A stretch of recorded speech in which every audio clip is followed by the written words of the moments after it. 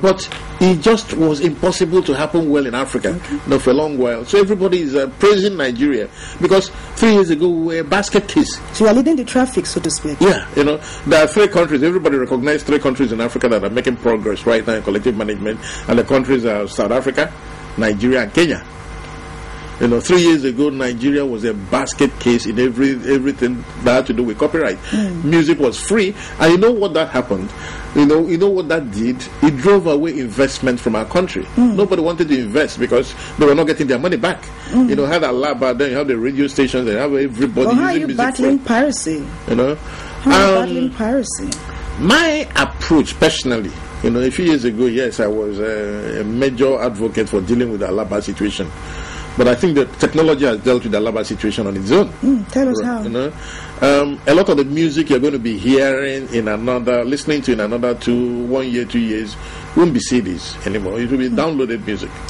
Using iPods, exactly, on your phones, and also, it won't be CDs. So the first time I heard this kind of question like this, yes, I'm a Nigerian.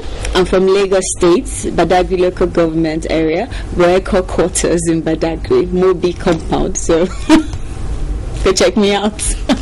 Thank you very much. So Ricky, if you like. We will do that. But don't let's start with that. Otherwise, we'll probably get some people to be confused out there. But so what exactly is street university? Is it that you are bringing universities to the streets, or you are bringing street children from their street, from their neighborhood, to go to university? What exactly are you doing? The Street University project is an orientation program, an empowerment program as well for youth, especially youth from underprivileged backgrounds. Now, you can be in the slums, you can be on the streets, just youth that definitely or most likely will never be, not be able to go to university, empower themselves, just find everything around them looking hopeless and bleak, So what we try to do in the project is we work on their minds, the way they think, by doing workshops, motivational and entrepreneurial workshop, and after that, you see that they are motivated. They're ready now to take on the world. They don't see themselves as failures anymore. They don't see the world as not having anything to offer them, anything positive to offer them anymore. And they see a reason to live, a reason to be a positive contributor, because most of these youths are the ones that are easily used as, whatever that happens in the country. And if they see a sense, they get a sense of purpose in life, they will shun all those kind of things and look towards the future and say, you know what, I think my future is brighter. It's better than this. I can do better than this. And that's what we do with the workshop. And then we now train them in skills, because by the time you finish talking and giving them all the motivation in the world, they're like, yeah, I can do it. If there's nothing that follows it, it dies off. All the excitement just dies off, and they go back to the gloom. So we train them in skills. We empower them with that, so that way they have something. Because in this country, if you don't have a skill right now, you cannot do anything. You can, but it can be more difficult for you. So we do that.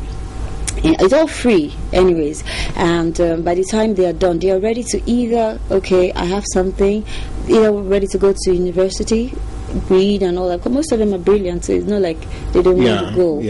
And they can say, I want to further my education. Some will say, I'm not ready to do that, but I can use what I have learned to start making something for myself, so I won't depend on my parents and say, because they didn't give me, that's why I'm, who I am, not doing anything. And that's what we do. So what really led to this? What gave back to this? My background. No, I don't. Can you tell us can you let us have a bit of your background? I mean, were you a street kid? I'm an Ajegule child. And AJ City. AJ City, yes. Okay. And growing up in Ajegule helped me to see firsthand what life is in the ghetto, what life is when in the slums, when there's really, you don't have mentors to look up to. So when we left there, we're lucky. Most of the schools we went to were outside the environment, so we're able to mix. We're able to mix and look at what life is outside the ghetto. And today, we're better off. And we believe that it's not as if when you're there you can't be better off. Yeah. But we believe that the kind of motivation we had helped us to be who we are today. And a lot of youths in there still need that kind of motivation.